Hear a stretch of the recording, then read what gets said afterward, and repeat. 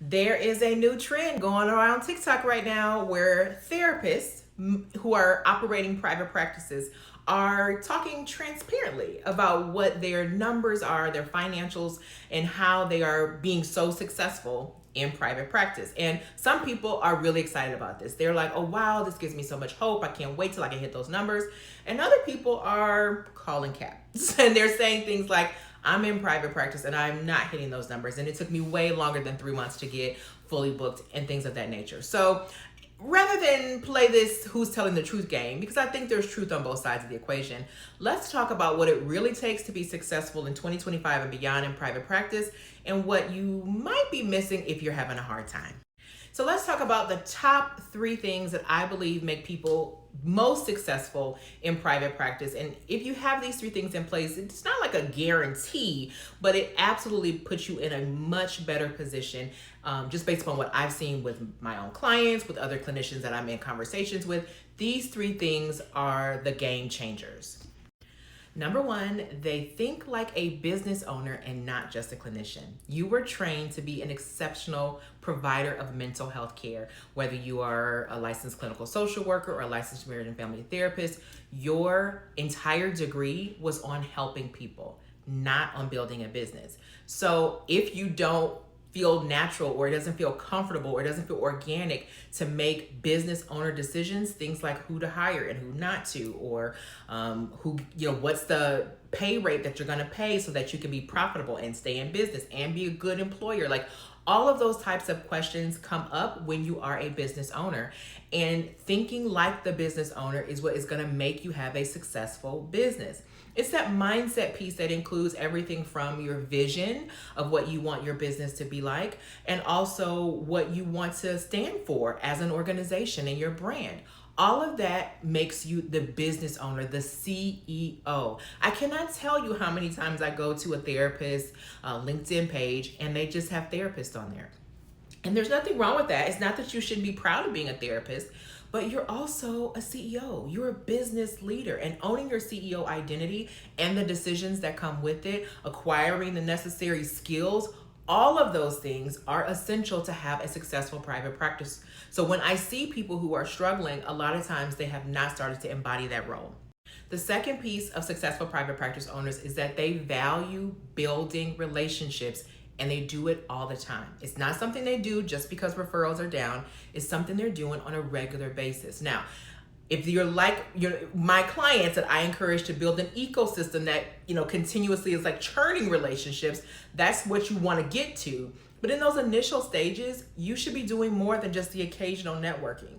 Back in the day, 15 years ago, when we started out, you could throw up a Psychology Today profile, put up your website, get on a couple directories, and expect that within 3 to 6 months, you would be automatically booked. But now it's a little bit different. I think as a population of people, particularly in the United States, people are a little bit more skeptical. They maybe seen some people and maybe been to some different therapists, so they know what they're kind of looking for in a therapist. But also people want to feel more connected. They're a little bit more specific about the approaches and the techniques and the modalities that they want. So you're going to have to do a little bit more to build in those natural referral networks, and to have a robust presence that is generating leads for you. One of the things that I always encourage, which I see successful practice owners doing all the time, is having a digital footprint that naturally sends leads your direction. If you don't have one of those, it makes it much more hard or for you to be intentional. If you have a good digital footprint, it's literally sending you referrals 24/7, and the best private practice owners always understand that. And then lastly, if you want to really get good at this, you gotta know your numbers. Back in the day, my family and I used to love watching The Profit with Marcus Lemonis, and he would always talk to people about knowing their numbers. But if you've ever watched Shark Tank, it's the same thing.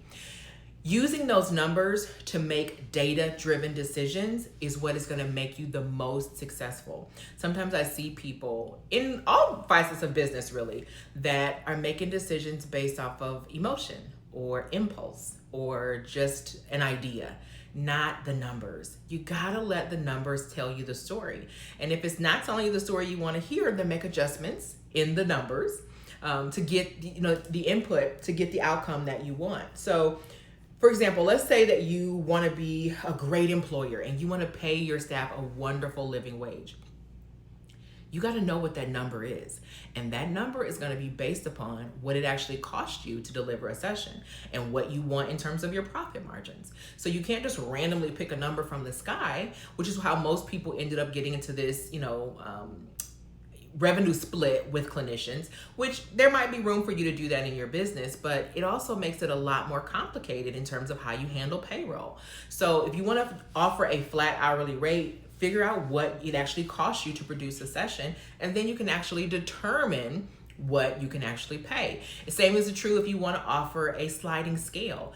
You can't just pick a number from the sky. Are you going to take a loss on every sliding scale session you offer? Are you going to take a loss on some and not others? What are you going to do? Everything from which panels we have decided to be in network with to what services and technologies we pay for is all based upon numbers. We use those to drive our decisions, and the best practices do too. Now, on the flip side, if you're struggling, this might be some areas where you could work on improving things. So one thing that I see commonly when people come to me and say like, hey, I need help, my practice isn't growing. One of the things that I see very often is they're relying on hope and potentially referrals rather than strategy to actually improve their visibility. So if you don't have a clear path for how people are going to see you, get to know you, like you, and trust you, that's a problem, right? You can't just depend on the directories, because sometimes when they search by zip code or even by category or classification, there might be hundreds of people for them to choose from. How are they going to know to choose you? Well, if they do a deep dive, are they going to see your name on lots of blog posts? Are they going to see videos of you here on YouTube? What are they going to see that lets them know you're the right person? So you can't just hope that they will choose you. You got to make sure that you are being seen for the wonderful clinician that you are, and that requires a strategy. I gotta be honest with this one. I struggle with this one a lot early in business, because when you're working for someone else, you don't really connect the dots. But people who are typically not getting momentum and not growing in their practice have confused busyness with productivity. Yeah, I know. And when we start to think about profitability, it gets even worse. It's not about how much you're doing. It's about whether or not what you're doing is actually producing the results that you want it to produce.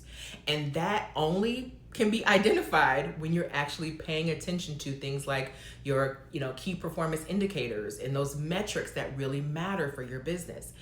For people who are just used to staying busy to avoid feeling things, or who like to just keep showing up because it makes them feel like they're, doing the right thing, busyness can actually be a trap that will prevent you from having success in your private practice.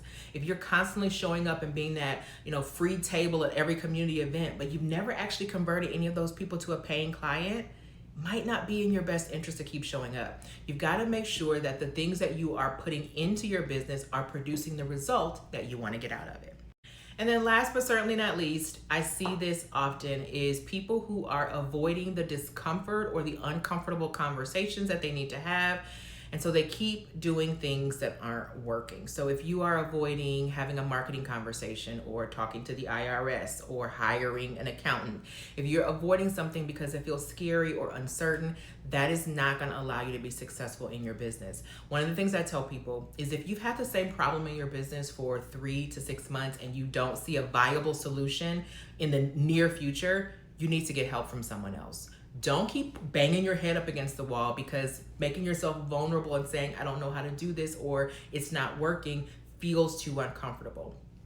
Private practice owners who are successful are asking questions. They are doing that hard and complicated work, and that is what is allowing them to thrive. So, do you see yourself more in the list of the things that great practice owners are doing consistently, or in the list of things that you might want to avoid? Here's the great news. It doesn't matter where you identify today.